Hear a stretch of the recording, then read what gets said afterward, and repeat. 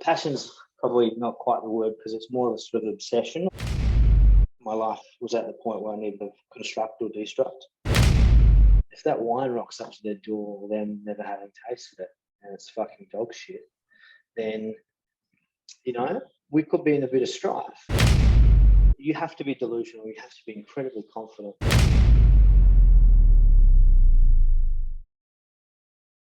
Well, good evening, everyone. My name's Ali, the host of Something in the Grey, and I'm joined here by Sam Smith, the owner of VHS Wines. How are you today, Sam? Very well, thank you, Ali. How are you? I am excellent, my friend. I am excellent.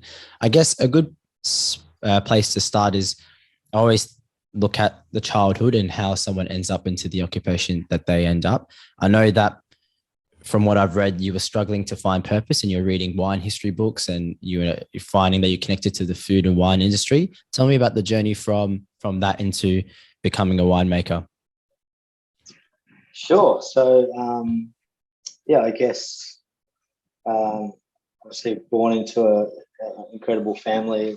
We had all the support networks and structures kind of growing up, and oldest of three brothers, as you know. So really great family life. And then high school was incredible.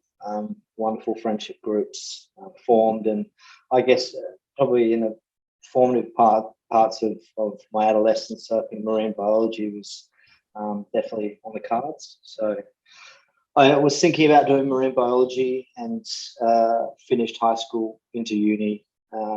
Started off with a Bachelor of Viticulture and Enology for a year and a half, and just felt like the academic program within Adelaide was sort of set up with a fairly specific curriculum, I guess, based on a lot of winemaking and viticultural theory. Whereas I felt like I wanted to get a little bit more hands-on and more of a practical approach. And I guess it sort of came at a time in my life where I was not necessarily gone off the rails, but I was certainly hanging out with some unsavory types and, getting involved in a few naughty things on the side, some co-curricular activities, I guess you could say. And I met my beautiful wife, Al, in 2012. We moved to Melbourne quickly. Within 3 months of being together, we moved over to Melbourne. Unfortunately, I didn't have viticulture and enology in Melbourne at Melbourne Uni, so I studied 2 degrees, a Bachelor of Advanced History and a Bachelor of Advanced Music Theory as well. So I was doing a double degree through Melbourne, and then came back to Adelaide. Started VHS Wines on the premise that my life had was at the point where I needed to kind of construct or destruct. And for me, it was very important to, apply myself and not necessarily living up to any sort of missed or lost potential, but certainly to say that I had a lot that I felt like I could give, but just wasn't giving at the time over a course of years. And so, really, Alice gave me the ultimatum and said it's either sort of create or destruct. So VHS Wines really came out of this idea that I just wanted to do something and keep busy and not have an idle mind being a devil's playground. So I applied myself and started VHS in really the end of 2014, prior to the 2015 vintage. And then sort of concurrently to that, went back to study postgraduate viticulture and enology. Really, Dad didn't get to see my first set of what do you call it? Sort of a mental freeze. What's it called? No, just graduation. That's what. The graduation. Yeah. It's been so long ago now. So just graduation. I just felt like I needed to give him a little bit of something so he could come along. So I did that as a third degree, and then VHS has kind of been operating ever since. So yeah. Beautiful. I know you said you were studying in Melbourne, music theory and things like that. Those studies, do you find that influenced the winemaking process or how you, release your wines? Because I know you've said before that it's a multi-sensory experience built around concept releases, and you don't necessarily, you're not in that conventional winemaking. It's a whole experience from the label to the bottle to everything about it, the marketing. It's a whole experience. Was that influenced by your studies in Melbourne? It's incredibly observant of you, but yeah, I would say absolutely. I think there's a great, I guess, dialogue and debate happening. You know, there's always happened within the world of wine of talking about art versus science. And I think from what I can discern, sociologically, we always look at science as art typically tends to ask the questions, and science looks to answer them. So, from working through my history and music degrees, I guess not even so much in terms of the creative side and constructing, but more in terms of able to, you know, in history, a big idea is critically being able to evaluate primary and secondary source materials and understanding, I guess, social context of various things through history. And then presenting them in a way that sort of, I guess, looks at the whole rather than, I guess, the sum of the parts. So, you know, I've never really looked at wine from a winemaker standpoint. I always look at it from a creationist standpoint. For me, I guess probably that's been advantageous in the sense that obviously within the wine industry, VHS is known for producing some really out-of-the-box styles. Comparatively to, I guess, the last maybe 100 years. But I guess with the history brain, I've always been able to look very much on the macro in terms of history of wine production. And the history has always told me that the original wines were infused wines, which is what I'm doing now. So I think probably really the wines that we're producing now is probably more an ode to the real history of wine than a lot of conventional wines being produced. Not to say that either one is right nor wrong. So yeah, definitely, I think there's 2 degrees, and just my intuitive brain has always kind of leaned towards kind of doing things not necessarily differently, because in my mind it's just the way that I operate is never wanting to kind of purposely work outside the box, but just naturally, I think the way that I process things and create is very much a sort of, I guess, avant-garde, progressive style of making or thinking. So, yeah. Run me through the creative process of making some of your wines. I can understand that you were saying it's the blend of the science and the art. How do you lean more so to the science part of it, and the art is the release of it and the labeling, or is it trying to infuse the both and finding a balance, or do you feel that you choose one over the other? It's a great question. I think if you sort of look at the Venn diagram between those, and apologies for my filthy hands, middle of vintage at the moment, so I'll keep it down. That's all right. So yeah, I mean, you've got I guess the scientific knowledge and basis, and then you've got the sort of creative point in the Venn diagram. I think every process within winemaking, from I guess conceptualization through the viticulture and through the winemaking and into releases, they've all got kind of a different amount of overlap, I guess. And I think to sort of generally create the styles of wine that we're creating relies on a really heavy scientific foundational basis of core winemaking. Without that sort of core knowledge, we wouldn't be able to kind of play with the sort of styles of wine that we do. So I guess the creative point comes in sort of, I guess, flavor matching through a process called rotary evaporation, whereby we create essentially DNA profiles of wines in a vacuum distill, and then we'll actually create, I guess, a flavor map, so we'll be able to understand the composition of volatile aromatic compounds within. Doesn't even have to be wine, you can do it with any food or beverage, and from there we're able to kind of flavor match and see what's going to work well. So if we're sort of looking at, say, Gewürztraminer, which is an aromatic white grape varietal out of a little village in the north of Italy called Traminer, very aromatic, sort of rose petals and lychee. We won't get too heavy on the science and stuff, but just as an example, we've got, say, lychee and rose, or rosine, which is the compound in rose that gives the rose smell. It pairs incredibly well naturally with native raspberries and bush thyme, which is 2 Australian botanicals. So we kind of, by working out the DNA profile of a particular wine, allows us to match, much like sommeliers would do in a restaurant when they're matching the food with the wine. So there's a creative side to it, but I guess that's underpinned by very sort of heavy foundational knowledge of winemaking, and that comes from me just being, I guess, passion's probably not quite the word, because it's more of a sort of obsession or a possessive nature that I have. I also get sort of caught on something. I tend to be very cyclic with the way that I process, and I go very deep down the wormhole. But I guess with something like winemaking, I mean, I've been in wine for 12 years now, since my first vintage at Penfolds in 2010. So it's just been a sort of, I guess, a common denominator through my adult life is always having wine as my creative output, not only from the sort of art direction, but also from the science and this thirst to constantly take on knowledge. I'm very interested in the whole process, I guess, and concept of wine in itself. I think if you look at any artist who has achieved success, whatever definition of success is, there is an obsession that comes into their art.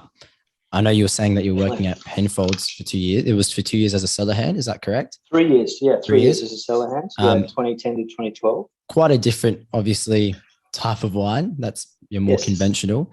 I guess, what did you learn from that experience, and did that mold you into, or what attributes did you learn from that molded you into the winemaker you are now? Yeah, I think it's a funny thing. I think a lot of people, given how extreme VHS is in terms of a wine concept, often imagine my time at Penfolds as being like a little bit lackluster in terms of my appreciation. But in reality, I think it was really potentially the best way possible of cutting my teeth into the wine industry. Probably set my expectations maybe a little bit too high in terms of fruit quality, because I mean, we were working with around 200 tons a year, so on a commercial scale, incredibly small. But I mean, the quality of the fruit that was coming through McGill Estate in 2010 was a pretty special vintage. So I mean, I loved it. I loved working down in the grain cellars and down in cellar 6, and I thought it was incredible topping. There's incredibly illustrious wines that were really showstoppers in the world of wines. And whilst very, very, I guess, diametrically opposite to the wine styles I produce today, I had an incredible learning experience, and it gave me the opportunity, I guess, to work under Peter Gago, who's still the Penfolds chief winemaker, and also John Bird, who was a cellar hand in the Max Schubert era.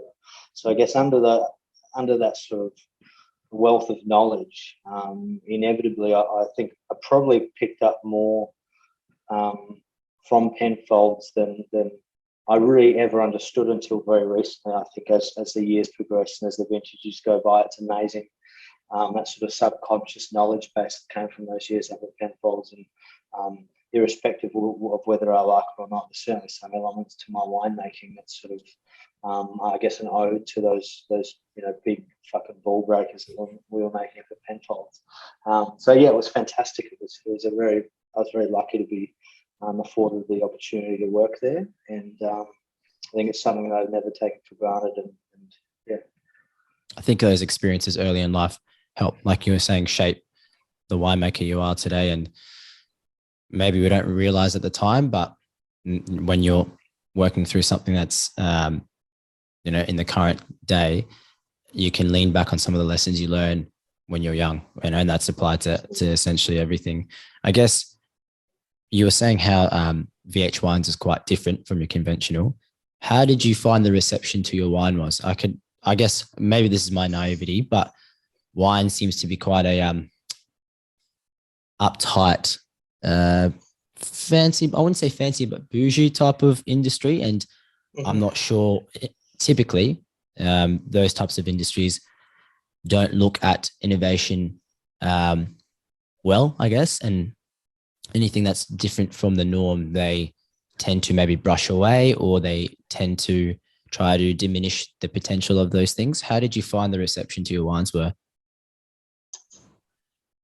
Yeah, I mean, I still to this day, it's remarkable the spectrum of emotion that VHS draws and brings out in people, both from a positive standpoint and a negative standpoint. There are people that vehemently oppose what I do with I guess Venus juice in the bottle, and there are people that celebrate it like a sort of second coming type moment. And I got to be honest, I adore both sets and both sides of the ledger on that, because I think it's incredibly important for those, I guess, the detractors to be asking the questions, because without the questions, I think we get to a space that can be very vacuous. So I think, I think you've got to hold people accountable, and you've got to look for truth. I've always said we're sort of making wines, reminiscent of the past. We're making them in the present, and we're making them for the future. So, I feel like throughout my career, internally, we always look at being 10, 15, 20 years ahead of the game. With certainly some developments in wine and some particular wine styles. I guess in the early years, I sort of were discussing standing on the shoulders of giants before, with respect to your the Magic Door podcast, which I just listened to last night, and that's the way I feel sitting here with you now. Big ups. But in many ways, VHS was standing on the shoulders of giants when it came to, I guess, this natural wine movement, which I don't like the term natural wine. I don't use the term natural wine, but inevitably it's a banner that a particular subset of winemakers from Australia get placed under. I was in 2015. We were sort of 5 years behind, I guess, the real burgeoning naturalistas who were sort of really starting to kind of cut their teeth in the late 2000s and very early 2010s. So by the time we started producing, I guess, what I would call 0 wines, that is to say, zero non-synthetic additions in the vineyard and no additions in the cellar, inclusive of sulfur. There were already winemakers kind of doing this and had done for years prior. I guess the big difference was that I guess in 2016 and 2017 was when we really started working on the R&D sort of stuff, trying to create, I guess, aromatized or vermouth style dry wines, both red and white. And that's when I guess we sort of started really making a point of difference. And it's a great quote in an article the other day is talking about, I think not only is VHS in a different lane, it's in a different highway. In terms of the wines that we're making, I don't know of any other winery on the planet that's kind of even close in terms of the amount of R&D that goes into the winemaking process. And with that, obviously, comes, at times fairly staunch opposition, and I welcome that, because wine inevitably is a very secular industry, and there's a very romantic idea about the history of wine, and there's multi-generational, intergenerational families who've grown up with, grandma and grandpa and dad and mum in a vintage cellar, and so they should sort of feel, I guess, an element of threat when sort of, a young bearded tattooed guy like me, who turns out I'm not a barista at all, but I've become a winemaker. The best looking winemaker I know, Sam. Yeah, fucking hell. I look like an absolute shambles, so apologies to the viewers. Hopefully people are listening to the audio on this one. So yeah, look, but once again, I think that gives me a lot of energy and strength, and whilst obviously we all have parts of our self-conscious and our psyche that kind of come to play at times, I've built a very strong tungsten-like armor, and I've just got supreme confidence in my own abilities. And that has meant that I think, the old notion of any publicity is good publicity. The more people that are talking about me, for better or for worse, means inevitably that we have, a larger, not even a customer base, but a larger proportion of people that at least know who we are. And then within that, we, I guess, have been labelled, and I don't like the term cult following at all, because I've never wanted to be followed by anyone, but what I feel like we've created is more of a cult community. And for some reason, we just appeal to a very specific subset of miscreants, beautifully diverse people that buy our wines. It's amazing the diversity that we have in our following, and from there we just build a community. And I would rather have, in all honesty, 500 people across the globe that really adore what I do, as opposed to 100,000 that kind of might be interested, every second release. So for me, it's just about building the right people. And for anyone that doesn't necessarily appreciate or have any time for what I do, then look, there are plenty of other young winemakers out there whose wines you can purchase. That's it. I think once you have confidence in your own product, you're happy to take on who wants to be on the journey. And for those detractors, like you were saying, there's plenty of other wines to taste. I guess just following on that point, you're saying you're at that point now where you feel like you have that confidence within your winemaking ability and the wines you make. I guess with any creative, any artist, that technically what you do is art, making wines from everything that you do with the bottling and everything like that and the labeling. It's a very courageous thing because like you were saying before, you go deep in the rat hole, you go deep in there with the research and things like that. And so that's months and months and years of preparation. And then you produce a product and someone may not like that. Do you initially, when you were starting your winemaking journey, was that something that affected you personally? Were you able to separate the piece of art that you made and whatever you produced to yourself? Because sometimes people see their art as a further attachment on themselves. Is that something you struggle with to begin with? Yeah, it's a great question. I mean, I've always said that wines are an extension of my soul, and they really are. They're more than blood, sweat, and tears, because they're kind of my inner psyche personified in this kind of Venus elixir that ends up in glasses of a lot of different people, regardless of whether they're sitting at home and they're becoming very intimate with a particular bottle, or whether they're on a fucking bender and they're having it in the afternoon of day 3 and they can't even remember the wine. They just pulled it off the rack and it's drunk faster than you can imagine. So because of I guess the extension of my soul, of course, in the early days, I got savage numerous times when, to be completely honest, I was an absolute fucking nobody.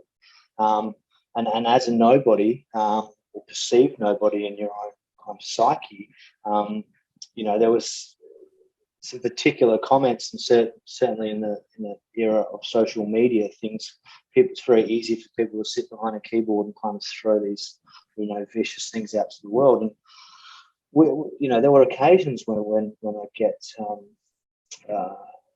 absolutely savaged online from people that had never met me, and a large proportion of those people had actually never tasted the wines, but they saw, I guess, the sort of off-kilter style of producing wines and the marketing, and they just expected that it was someone with I guess some sort of wealth coming in and hiring a graphic designer, and a label, a very vacuous label with kind of nothing, no real heart and soul to it. And I think if they'd imagined that I was kind of at the time, a 22, 23-year-old boy who was cutting my teeth in as a first-generation winemaker, I've got absolutely no doubt that some of those comments would have been retracted very quickly. But of course, I mean, I guess with anything, when you put your heart and soul into it, regardless of whether you're an athlete, a musician, an artist, an accountant, a lawyer, a doctor, and the list goes on. I think, when you take intense and immense pride in the work that you carry out, then of course it really does hurt when there's sort of negative reaction to what you're putting out there. But I think inevitably, was in a very fortunate position where I just had, whilst I had detractors, I also had the right people backing me in, and I feel very blessed for that. And they've kind of sort of buoyed me and put me on a mantle to the point now where I really couldn't give a fuck. And then that's coming straight from the heart. I think we sell out a wine immediately upon release, and that's been very much the case for every wine since 2017, really. So when the wine sales start dwindling and followers start decreasing, then I might take it to heart. But until that happens, I say, bring it on. Look, the success speaks volumes. So detractors have nothing to say to that. Well, it's interesting, like this sort of word success. I think it's a funny thing in life. For me, like I'm incredibly blessed to be able to do the thing that I don't necessarily love all the time, but competent enough with it to kind of create a livelihood out of it. And I think success is a strange one because I think often people in life tend to focus on very low, small percentages of the proportions of their life. So we all say to ourselves, what do you like to do? I really fucking like to be on the French Riviera drinking champagne, and I can't wait. I've got a holiday booked in September for a month. Or we like to go out and hanging out with our mates, and we're looking forward to really getting on it because we haven't seen the boys in 6 months. But what I really think the success comes down to is the fact that the greatest proportion of our life inevitably is what we do during our days, and then who we spend our time with at night. So what you do for a job, and your life partners or your best mates that you live with. Doesn't have to be a wife, a boyfriend, husband, etc. But I'm just incredibly fortunate to be in a position where I adore the 90% of my life that takes up literally 90% of every week. So therefore, I don't really yearn for those extra 10% things like holidays and all the rest of it. They're wonderful added bonuses, but inevitably I really adore what I do with the 90% of my life every single day. So I guess in that respect, to come back to the word success, in my eyes, that is the success. It's not necessarily the fact that, the wine sell out, in perpetuity, but it's the fact that I get to wake up every morning, I guess, as my own boss, running an autonomous, legally, from a legal standpoint, a company, but really it's a small business. It's a one-man band. And I think that's the success in the fact that up until this point, and tomorrow might be very different. Tomorrow I might wake up and decide that I'm not really in love with what I do in terms of the winemaking anymore, and I might sort of seek opportunities elsewhere and try and find that success again. But in reality, as long as I'm putting enough food on the table and keeping my beautiful wife happy and our lives happy and healthy and our beautiful dog, all the rest of it. So that's the success for me. It's a success within myself because I know that I've found something that I really do love, waking up in the morning to do what I do. So yeah, I think you've absolutely nailed the definition of success in my eyes as well. I think there's a conventional thought that success is determined by the amount of money you make or how many friends you have or social media following. And I think the fact that you wake up and, like you said, you're not going to love every day. We're human. We don't have to love every day. But if you see that there's a purpose to what you do and you enjoy a majority of the time the work that you do, I think you can't ask for much more than that. And if it meets your necessities and puts food on the table, like you said, then that's a success in my eyes. So regardless of whether you get one sale or 500,000 million sales, Sam, you're a success. Yeah. That's it. And I think you raise a great point because there's when I was younger, like most young men, and I'm sure you've probably still going through this, Ali, but we like to think of ourselves as kind of lions, wanting to get to the mountaintop, and we bust our fucking ball sacks and work dumb hours. I was at one point, probably working 80 to 100-hour weeks quite regularly, and sure, the money was flowing in and it was phenomenal, and I've never been from a monetary sense probably wealthier than those years, but at the same time I think there was a lot of sacrifice in terms of mental health, and so I find now that as you go through life, and me having just hit 30 now, that the balance has come into my life now that it would probably surprise you and many others. I don't work. I probably work half the hours that I used to, maybe not even that. And I think from a monetary standpoint, I think the revenue now is probably a reflection, but at the same time, I've never felt more at peace as I do now. And I don't feel like I have to be that hungry lion trying to chase being at the top of the mountain anymore. I'm just totally at peace with how my life is. And I honestly couldn't be enjoying it anymore. I'm enjoying working, but I'm also enjoying being able to relax at the end of the day and being really present at home and not letting the stress get to me as much as it has done in previous years. So I think I'm just at a really good place, and a lot of people question, are you looking to scale anytime soon? It's a question I regularly get. And the answer really is no, because I'm in total control of the small wine production that I do now.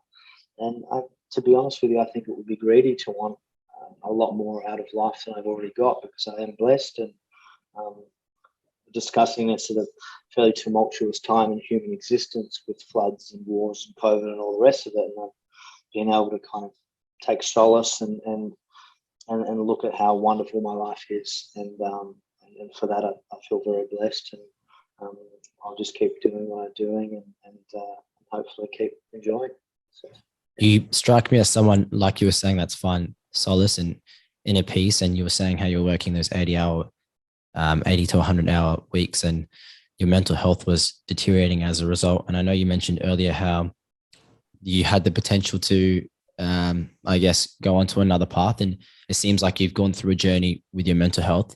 Tell me about that journey and that process to that inner peace that you found today. Yeah, I mean, it's a great question. I think I went from probably one extreme to another in many ways. I think that's the way that I like to correct, not necessarily mistakes, but correct movements in my own life. Is I take one extreme, and I've always gone to the other extreme. So from the sort of depths of depravity to, a life of kind of busting my balls 24/7 and trying to build an empire. I think the ledger is kind of squared back to a happy balance now. So I think I kind of needed to run both extremes in order to kind of find that happy medium in the middle. So for me, in terms of the mental health stuff, I think my greatest issue was the fact that I was very functional when I was going through, I guess, darker parts of my life, which meant that I guess the mental health side of things didn't become apparent, I guess, until some retrospective thought down the line. So, I've never been depressive, I guess, in terms of the sort of typical medical diagnoses of. I've always sort of fluctuated, but I'm an incredibly, and always have been an incredibly happy-go-lucky guy. So, from a mental health side, I think it's more just being able to, I guess, overcome certain difficulties and showing immense resilience through difficult times, both from a social standpoint, but also a business standpoint, because we've had, even last year, some really significant setbacks from a business standpoint and dealing with some unsavory business types. And that's, in those, I call them dark moments, but in those kind of heavy moments that kind of keep you up at night and lose sleep, I've just had to kind of, train my brain into a way of thinking that's kind of just immense positivity kind of emanating. We had a funny, my wife and I, we've just literally 3 days ago moved into a new house down south of Adelaide by the beach. And in the lead up to that, obviously for most people, it's an incredibly stressful time. But my wife, Al, has worked a really high stress job for many years, and very much the same as me. So, for us, packing up a house and kind of moving things away is actually probably a fairly easy part of our day on Monday when we did the move. But we were joking about having a no frowns policy, because the end of the last week, sort of shit was kind of hitting the fan. We always joke about it because, we, out of those really difficult moments, we've always had the capacity to kind of laugh and look at and be optimistic and be thankful for what we've got. So, I mean, the question of kind of mental health journey, I think the mental health journey has really just been a development of and a maturing of who I've become as an individual.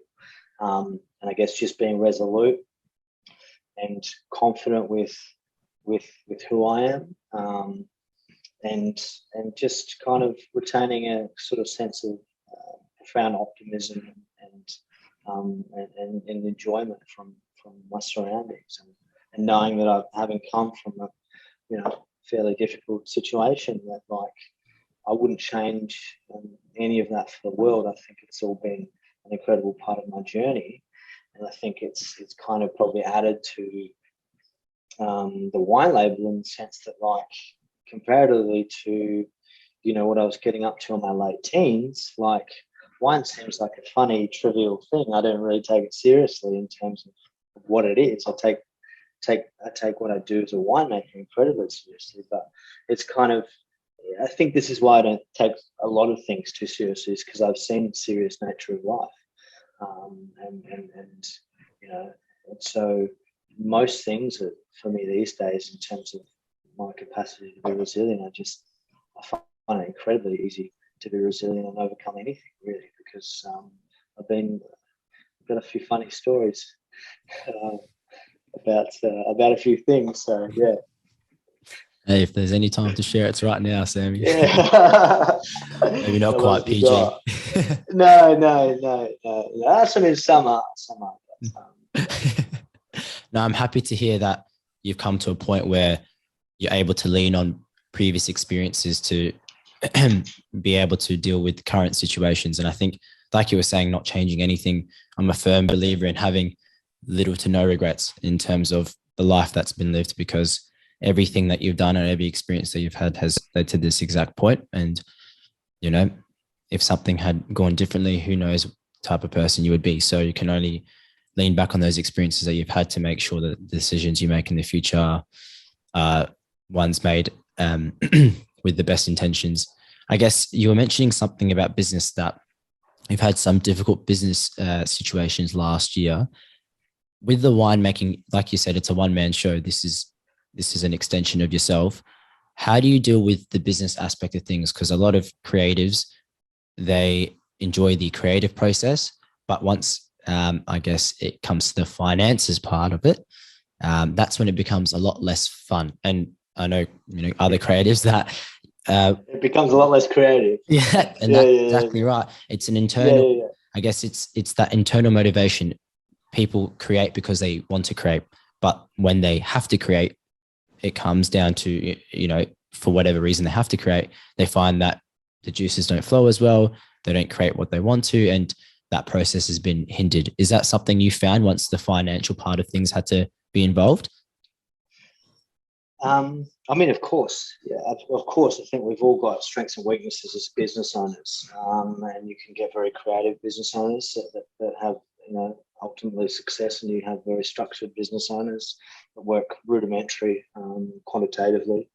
For me, I guess, I've never really thought about running a wine label. It's more so almost like an arts and culture brand, really. And through that becomes a very multidisciplinary approach. So I guess part of my philosophy is always, it sounds counterintuitive, but it's always been playing to my weaknesses. So for me, the great strengths are, as we've touched on, creatively, in terms of the wine output, the sort of science, and these things. So my weaknesses, from a business standpoint, of merely just running a business, because you can do that as a full-time job, not have to worry about any other things that come from running a wine label. So in playing to my weaknesses, I've always just been, although I've never been too interested in how big businesses run, inherently, as I've kind of developed as, I guess, and then once as again, calling it less a company and more of a small business. So I just had to develop that skill set and understand that in order for me to continue being creative. Unfortunately, I have to make money, and I have to invoice people, and I have to chase up overdue invoices, which when you're working with a lot of close, not even associates, they become friends after a few years, and that's just the reality. So sure, I could look to hire someone as a financial planner, or someone even to micromanage me from a business standpoint, which, to be honest, would probably be money well spent. But it's just not necessarily money that we have to be employing, kind of irregardless of whether it's a part-time or a full-time role. So I've had to develop that weakness and turn it into a strength, to the point now where I would feel competent, generally competent, running any business in terms of the actual balance sheet and P&L and all the rest of it. So, I don't love the days that I have to sit down and do my bookkeeping and my accounts. But at the end of those days, I learn a lot more because, you know, as I'm making wine, I've kind of developed my own style now. So I'm not learning as much every day. But when I sit down and do invoices and look at company structures and look at, you know, P&Ls for the month and year on year and all the rest of it, it's nice to be able to understand the business. And I've had to convince myself that obviously the better I am at running a business, the more creative we can be and the cooler things that we can do. And, you know, there are projects that are incredibly capital intensive. And winemaking as a whole is incredibly capital intensive. But there are things that I've always wanted to do, but we just haven't had the necessary cash flow or capital to be able to execute. And so I've had to become a better business person so that I can kind of we can execute those concepts. And from that I get inspiration in that. So I mean, I'm still pretty fucking rubbish at running a business, but I'm confident enough that the gears are in motion, and that sort of side of things kind of looks after itself. So, in the early years, did you feel like your creative? Did you feel the pressures of having to make money in the early years of the winemaking? Because you've taken a chance on yourself, and like you're saying, your wines are a touch different from the conventional. So did you feel Did you feel like maybe this is a bit too much and I don't know who's going to buy this? Or did you always have faith that because it's a good product, people will buy it? I'll tell you a story. So my first vintage was 2015 on the VHS. We produced tiny amounts of wine, a hogshead of Syrah from Blue Springs, and a hogshead, so a 300-litre barrel of Cabernet from the Adelaide Hills from there. And I made that wine. I think I was probably running 2 or 3 part-time jobs by that point and doing uni. And so so fast-tracked it to end of 2015. We're going to bottle the wine. So bottle the wine, uni, and I remember taking those a single pallet of wine back to mum and dad's house, and we started unloading it in their living area, and the wine kind of looked at it and sat there, and I thought, you know, someone will buy it, and it sat there for a week, 2 weeks, 3 weeks. Mum, you know, at one point was getting upset. She had a fucking pallet of wine sitting in the living room, so we moved it to the office area, and there it sat for a little bit longer. So I don't know what my expectation was, but clearly at that point in time, I completely neglected post-bottling. Kind of thought how wonderful it was that I had this wine ready to get to market, and then once it came time to get that wine to market, I was like, shit, you know. So, and that was that way for the first probably 12 months, although we've got a couple of lucky breaks with in particular one, Adelaide restaurant Africola, who I guess kind of gave me my major break in the Adelaide hospitality scene, because they bought a lot of my first release, which is really, and I don't use this word lightly, it was unbelievable at the time how much wine they were willing to purchase off me and get it on their list there. So yes, in the very early, our first vintage probably took for 60 dozen. Probably took the better part of 6 months to move that 60 dozen.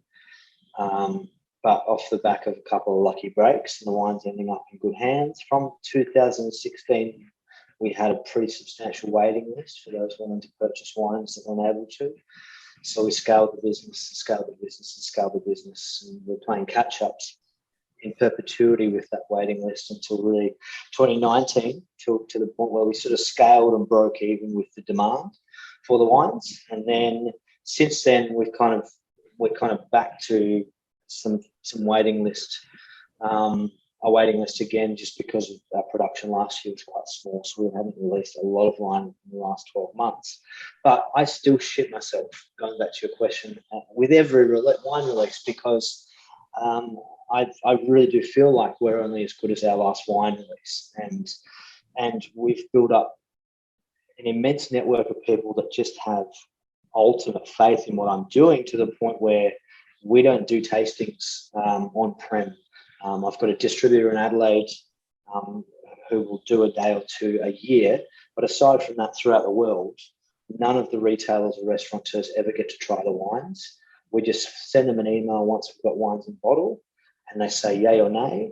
And so every time they put that blind faith in me, spending their hard-earned money or their hard-earned restaurants' money or retailers' money on my wine, if that wine rocks up to their door, them never having tasted it, and it's fucking dog shit, then, you know, we could be in a bit of strife. And then it takes a long time to rebuild that trust. So, you know, all it takes is one misfire in terms of wines that we put out to the world, and it might take a year's worth of releases for that trust to be rebuilt again. So, you know, I've been kind of, well, very lucky and very fortunate that we've had a pretty good run of wine releases where everything's looked, you know, everything's looked half of the course in my eyes. But all it takes is that one particular one that doesn't pick up or is slightly faulty or whatever it is, a host of plethitude of reasons, and we kind of lose all that brand equity. So we've only got as much brand equity as our last release, and which keeps me on my toes and keeps me, you know, I don't get complacent. Yeah, You know, could imagine seen the beheading of many kings. Yeah. So it really has. So we can never be complacent. No, and I guess because you've built that reputation of the wines that you do release, there's a certain expectation of the wine you release, of pushing the envelope. It has to be innovative. Do you feel that pressure? Is that something that you think about, or do you see it as an exciting challenge to try more things? Because now that you've built that reputation, like you said, you're only as good as your last release. So do you feel that when you're making those wines? It's a great question, Ali. And in all honesty, yeah, I do. And I feel like the last couple of years we've probably let our a large proportion of our market down, especially those that have been following for a few years, because it's 17 and 18 were really kind of out of the box styles. A lot of R&D went into those wines. And then we started producing at a new facility. I took over the reins for, an upstart McLaren Vale wine label. And through that, through being incredibly time poor and needing to put, that's the point as well where I went from making wine kind of part-time and having, I guess, being buoyed by money that I was making from part-time jobs. And in 2018, I had to, I guess, reduce risk and reduce liability in terms of the wine. So I was kind of having to kind of put myself not necessarily back in the box, but I was having to kind of play it a little bit safer because, you know, I had a family who were dependent on me as a full-time winemaker, bringing in money just for myself for the first time ever, really. And so for the last couple of years until very recently, like I felt like the wine styles probably weren't as avant-garde as what we've been known to do before. Still working with alternative varietals and still working with, you know, crazy extended maceration white wines, so orange wines, using a little bit of smoke and kind of little twists and turns, but comparatively to 17 and 18, pretty kind of down the line wine. So I felt like the last couple of years we have not necessarily let any of the market down, because I still think they're beautiful wines and some exquisite wines. But I think you'll see over the next 12, 18, 24 months, I think you'll see that kind of the heart and soul of where VHS became VHS kind of come back into the forefront now that we're back in our own, working out of our own winery again, which is amazing. I've got the rotary evaporator going again, which is the first time in almost 7 months that we've used that, which is a cool bit of kit. And I really just am working full time for myself, focusing just on VHS and Beast, not looking after the other McLaren Vale wines that I was looking after anymore, which has meant that it's just like hell for leather now. And so I'm really, like, as much as the consumers have been almost demanding that I go back to those sort of wines that I was producing in 17 and 18 for the last couple of years, there's a real promise and reassurance that within the next 12 to 18 months, I'll see some really quite unbelievable wines, both in terms of the R&D and the execution as well. So, yeah, as much as I fucking hate saying watch this space, but it really is a little bit of watch this space. We got some cool shit coming up, coming plans. Yeah, we're going to the metaverse. Let's just To the moon, my friend, to the moon. Yeah, man, we're mooning straight up, no fun around Good here. man. So, yeah. I guess my next question is, and you've touched on it a few times, you didn't like the label of natural wine. You didn't like the label of cult following. The reason why I started this podcast is labeling. I think sometimes we assign labels to people and we box them in, whether that's the winemaker, whether that's a political opinion, someone has a political opinion, whatever it may be, but we sign a label to that person and we just pigeonhole them into whatever that label comes with, the connotations. How would you describe the wine you make then?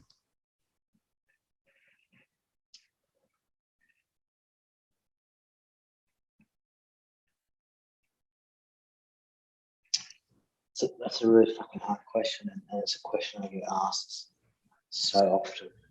It's a question I've always struggled to answer because it depends in which context you look at the wines in. I mean, if we're looking, say, the last 100 years, not even actually, 70 or 80, 90 years of dry table production, dry wine table production in Australia. In the context of that, like just out of this fucking world would be the way that I would describe my wines. But looking at I guess a broader context of the history of wine, I don't know. I think I'm yet to find, I guess, a point in time in which my wines would really slot in and kind of, with some sense of normality. But, I've discussed this before. To put it very simply, I think, like, to describe the wines, they're wines from 2040 or they're wines from 2050. They're wines from 2100. They really are. They're very unique. They're very futuristic. They're retro-futuristic, with an ode from the past, and but very much sort of pushing all preconceived notions and boundaries of what wine is and what wine can be. And I wouldn't quite go as far to say it's revolutionary, but in some sense, like, I'm sort of starting to see portions of the Australian domestic market now kind of taking little bits and pieces from what we've been able to do over the last few years, kind of implementing them in subtle ways, which I think is really clever. And I'm really loving how progressive the Australian booze industry is becoming as a whole. Not to say they're all taking a leaf out of my book, but it's just to say that I think things are on a really nice trajectory and people are thinking a bit more and being more creative and having more fun with it, which is what it's all about. So, yeah, I mean, you can call them extraterrestrial, you can call them avant-garde, you can call them progressive, you can call them retro-futuristic, you can call them whatever you like. To me, they're just normal wines that I make. I guess people can go and taste it and describe it themselves if they're looking for. Yeah, absolutely. My next question, Sam, was when you released the Rat Shit in Love Symphony in 2016, you had paired that with music. So it was to be enjoyed in a succession with music pairings. How important is it to you that when you release a wine, that it's not just the wine that you're releasing, it's the whole product, it's the holistic viewpoint? How important is that to you? It's incredibly important. It really is. You've hit, pardon the pun, talking about the music, you've hit such a note, such a chord, because, the fact of the matter is a lot of winemakers, myself included these days, charge considerable money for, I guess, the labour of love that is wine. And I've always felt like, in a current economic environment, from a financial standpoint, money's getting harder to come by. And for those people with enough expendable income that they're willing to support me in my endeavours and what I'm doing, I think it's so important from a brand perspective to be able to give them more than purely, I guess, a wine, and be able to kind of create a full really a full theatre around that. And so I've never really thought of someone buying a bottle of wine. I've really looked at that as always as I guess, investing in an experience. And with that comes a level of responsibility from my behalf to make sure that I try and make that experience as profound as possible. With a concept release like Ratchet and Love Symphony, obviously there are many circumstances where people are going to be buying that wine off a wine list, and they're out at dinner, and it's an ancillary part of that experience. And there are other times when people will go to a retailer and they want to purchase a bottle of wine to take home, to be completely enveloped by it, to look at it with a group of friends qualitatively. And so I create experiences, I guess, for the sort of latter as opposed to the former. The former always tends to be a situation where you go to the restaurant, you ask for the wine off the list that comes to the table. You're enjoying yourself as you should be, you're eating, but the most important part of that experience should be those that you're surrounded by, and the discussions and the catching up and the love that's shared in terms of communication at a table. The wine should merely be an innocent bystander to that experience. Whereas on the flip side, obviously with Ratchet and Love Symphony, there are people that were collecting those wines, sitting down, doing a full, I guess, from movement 1 through movement 4, listening to the music, creating their own experience in their own environment. And so by virtue of that, it is incredibly important for me to put wines out there that do have, I guess, something that's greater than merely the bottle of wine itself. Certainly in my eyes, some people might think it's fucking shit. Some people might think that the music didn't suit the wines. It's a subjective thing. But for me, I try and kind of put people in my shoes and place them within my thoughts and my emotions, both in the vineyards and in the vintage cellar, and try to, I guess, to encapsulate the real spirit in which the wines are made. And in some years, I think you can feel as kind of, certainly I can, an emotional presence in the wines dependent on my particular mental state at the time. Some vintages are easier than others, some are real grinds, and sometimes I think you can really sense that sort of energy in the existential art form, which is the inevitable release of the wines. So it's very important. Yeah. Do you feel with the wine that you release, because of the experience that you're trying to convey, you have a younger population, especially these days with social media and things like that? Aesthetics is a very important thing, and people are looking for more. We're exposed to everything now, so to be different is difficult. So that point of difference of providing an experience from the label to the wine to the music, do you feel like you do have a younger demographic? And was that a reaction of social media or something? It's just your creative process? Yeah, it's a really interesting, I guess, question and then thought process. I've always kind of, as I said before, looked at the wines as an extension of my soul, and I often talk about this idea in music called virtuosity, and that is to say that much like the piano of Franz Liszt or the violin of Paganini, looking at wine in a very highbrow extension of my soul, I was always thinking I would probably appeal to not necessarily a more mature demographic, but certainly an older demographic, primarily through quantitative age.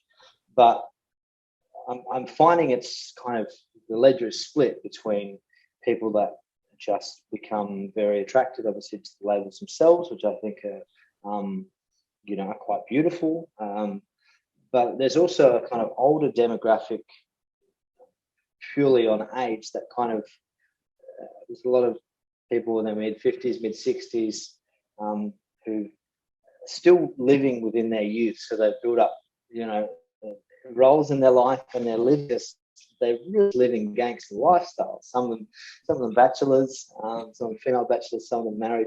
But we're talking about older people with considerable wealth, driving around sports cars and listening to immeasurable collections of LPs.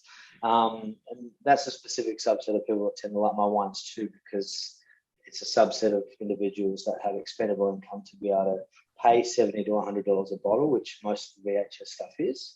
So I would say the VHS market probably typically tends to be kind of more an older demographic, and then the beast wines, because of their affordability in terms of the under $40 retail price point, they're kind of more fun wines for a younger audience.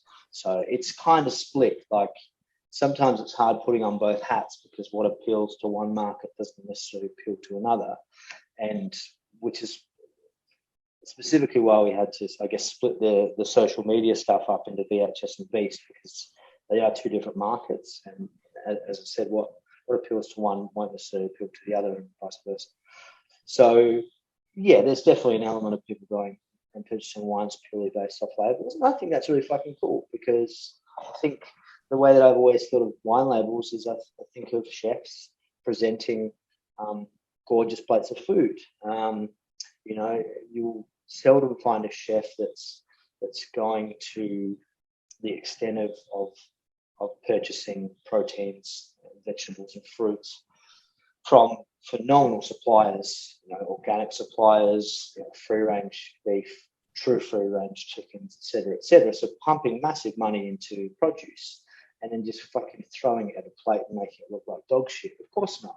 So you tend to have shit, you know, they'll want to make it look presentable and look nice. That is the role of labels. In my mind, it's the first, it's the initial point of contact before you kind of go into the vortex. You look at the wine label, you get a very specific set of premeditated ideas and connotations about what you're about to enjoy, and then you open the wine and hopefully they link up. So hopefully what you expected the wine to be will eventuate. Sometimes you get a really wonderful surprise, and it's very different in a positive way, and sometimes it's different in a negative way. But regardless, I think labeling has always been a really important part of what I do, because it sort of sets the whole experience up.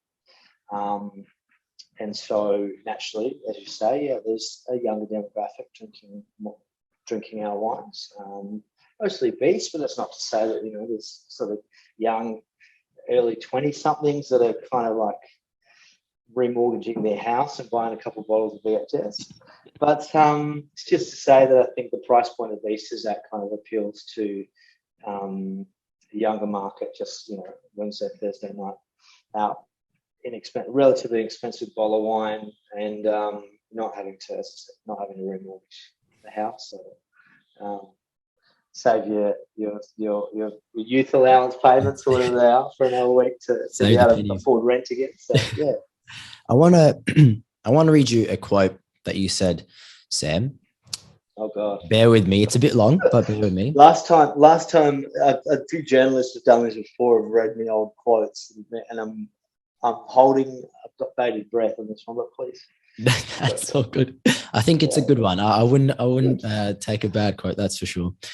You said, the wines are certainly not perfect. In fact, far from it. But I believe there is an honesty and integrity within them.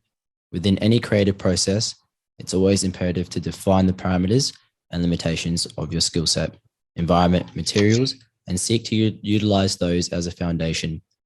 Mistakes will be made and knowledge gained, but that's an exciting prospect. Do you think that that quote is indicative of your journey as a winemaker, and by extension, a journey from finding wine to the mental health struggles to the point of peace that you're at now? Most definitely. And I say that for a couple of reasons. I think often in life, let's look at my profession as a winemaker.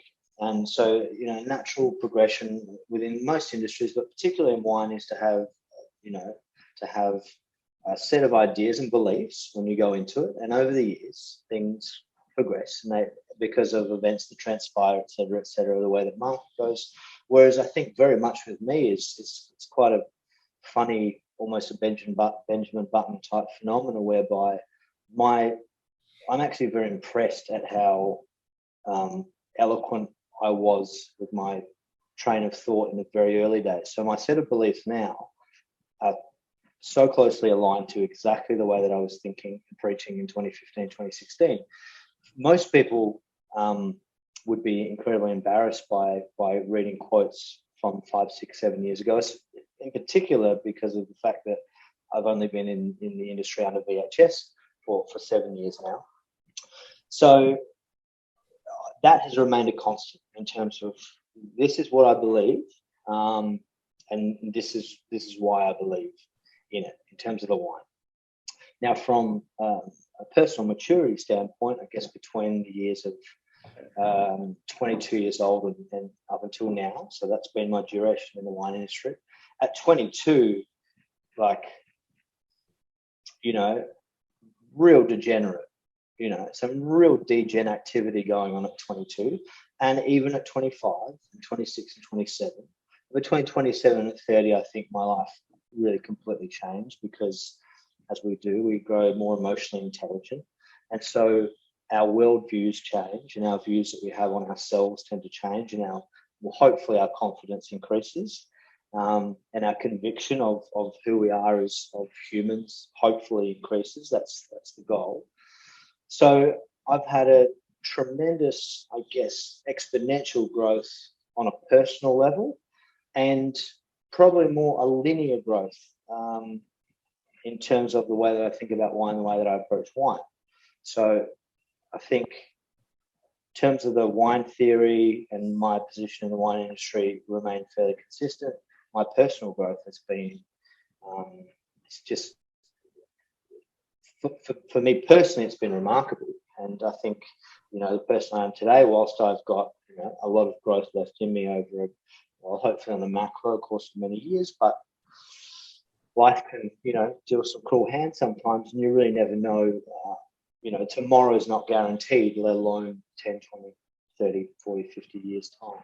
So it's been amazing to have wine as the common variable for the consistency in wine over a course of time. And even the wine styles haven't changed too much, which is, I think, quite remarkable as well. As the sort of wines that I'm putting out now is not too far removed from my earlier releases, from probably 16 onwards. They've all been painted by the same brush, well and truly. So, yeah, it probably doesn't answer your question as eloquently as I would like, but I think it sort of kind of flirts on the fringes. No, I think you answered the question well. I think it's so yeah. So it was a Vine Street Imports quote. So yes. Yeah, wholeheartedly. Yeah. So it was. Yeah. So absolutely, I've never felt like what I've done is. I think there's beauty in imperfection, and I think the analogy that I always give is. Now I'm not a big drinker at all, and I never really have been, which shocks a lot of people. I don't drink a lot of wine, hardly ever. I might buy a couple of bottles a year maximum. I haven't had a glass of wine at home in probably 6 to 8 months, and maybe longer, maybe more than a year. It's very much a special occasion thing. This is alcohol in general. But the analogy I give is when I do go out and about, I've always kind of had a real fascination and adoration with American bourbons. And I love bourbon because of the rugged nature of it. I like the imperfections of it. You know, on the adverse, never been a massive lover of Japanese whiskey, which blows some people away, because, like, anyone that knows me well knows that I'm really quite obsessed with Japan, culturally, in particular. So Japanese whiskies have always been, to me, is very robotic in nature. They're too perfect because they're crafted by takumis of their craft. So it's people that have mastered the craft of whiskey.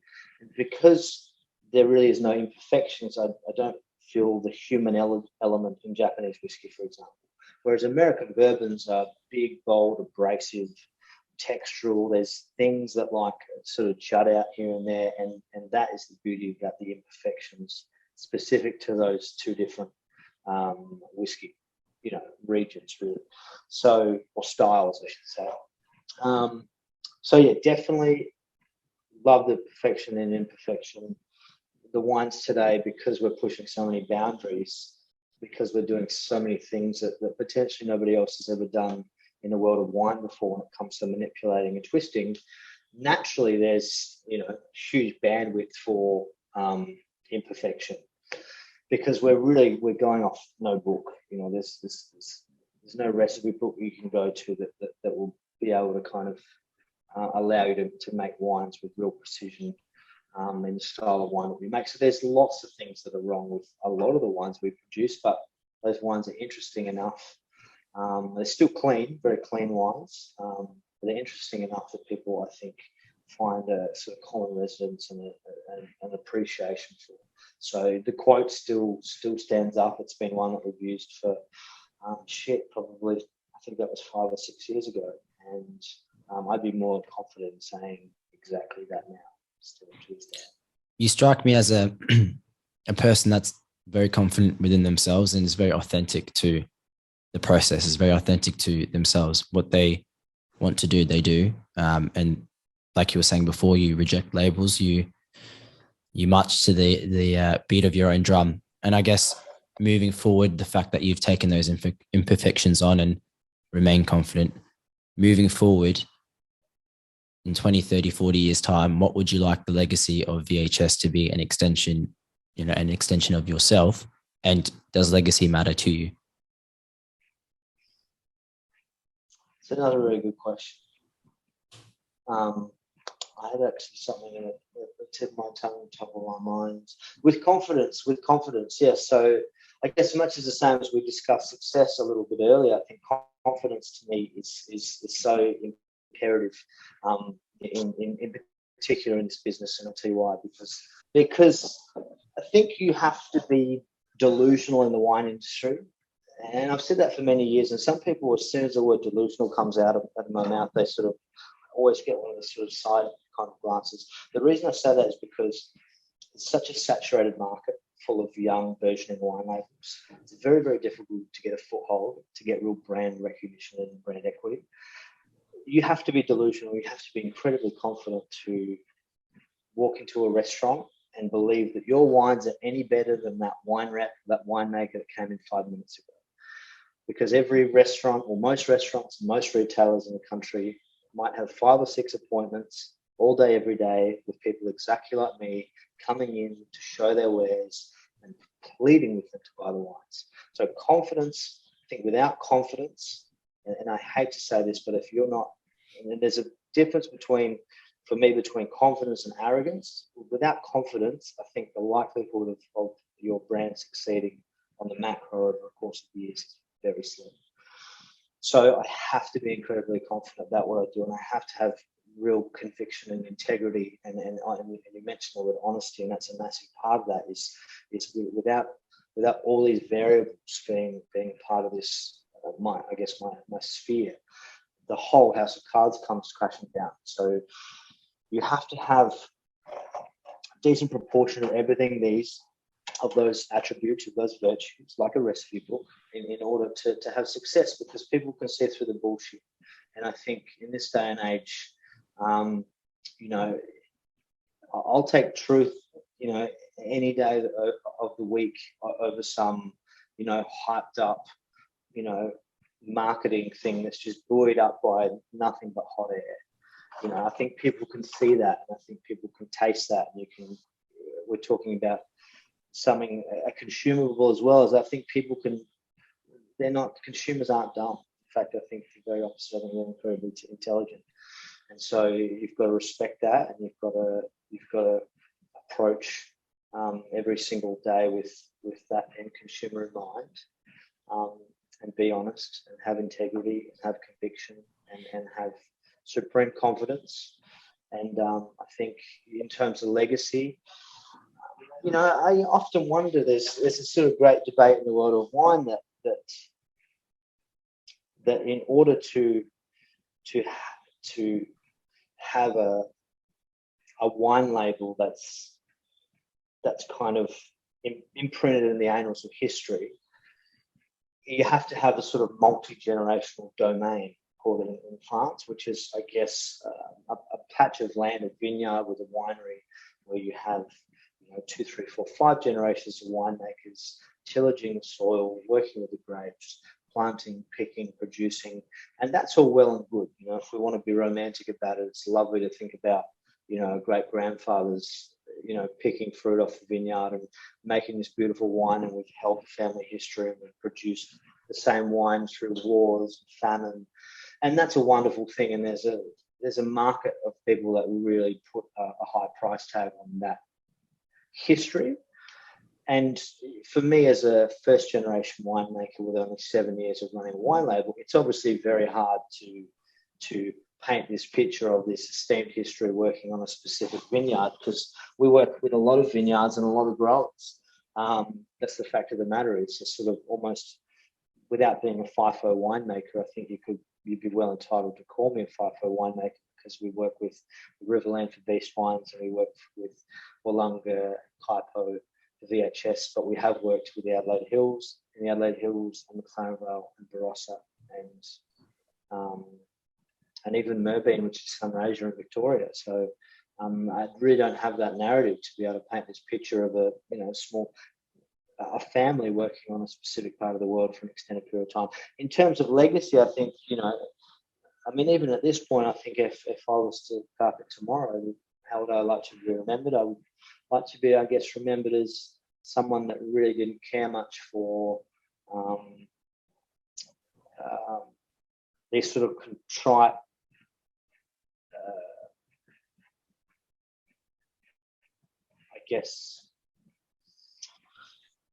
these precursors, these things that people have built up about the wine industry. I've never been disillusioned by the fact that there seems to be this specific set of rules based about wine. I could not give a fuck about that rules, because I've never read the rule book, and even if I had, I didn't not know who it was written by and at what point in time. So, like, not even necessarily a rule breaker, because I don't necessarily think there are rules. So I don't have a disdain for, but I certainly dislike the word game changer, which people throw out of there often. And they bandy around words like genius and all the rest of it, but that is simply to say that I do things slightly differently, which isn't hard in an industry like wine, because 99.9% of people are doing it the same. So I guess if people were to remember me as someone who had an incredible amount of fun and worked well outside of the predefined parameters, predefined parameters as well as the word I was trying to think of a couple of minutes ago, then, and if there was even a hint of this notion that in every wine label across Australia, there's a tiny bit of VHS, sometimes in a drop, sometimes in a gather, I think I've done my job. So legacy, look, I don't know.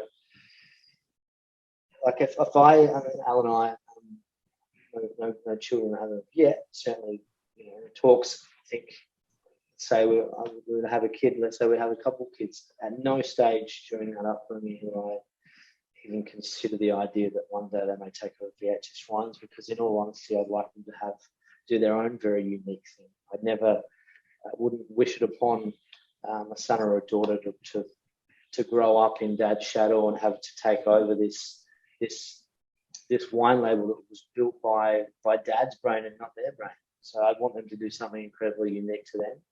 And if they were very passionate about what I do, sure. But at the end of the day, I'd like them to be their own people. And being first-gen winemaker comes with certain burdens, but it also comes with immense freedom.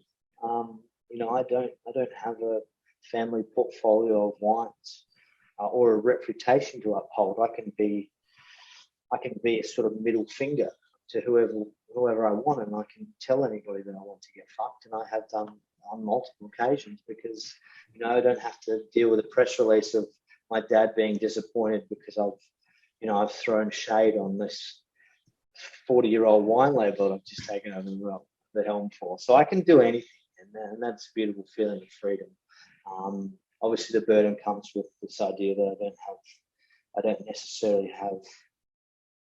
I didn't have the connections in terms of being able to just find, AAA grade fruit.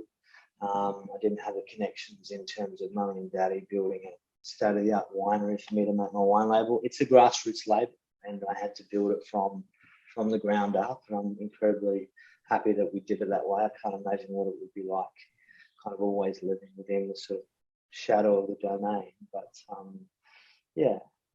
Well, I think based on what we spoke about before in regards to success, that you are successful, and based on what you just said in terms of legacy, that your legacy is cemented, because that's not something in terms of the rules of winemaking, although there's no rules. You've never succumbed to any of the expectations that come with winemaking. So I think the VHS legacy is cemented regardless of what you do in the future. And I think what you spoke about regarding honesty, you're someone that remains honest to yourself and authentic. And in a time where fake personas, I guess, are glorified, and there's a sense of misinformation and a misconception on social media, for you to stay authentic and honest is a breath of fresh air. Thank you very much for the chat, Sam. I truly appreciate it. And I hope to see you soon. Thank you, brother. I really appreciate it. Thank you, Sam.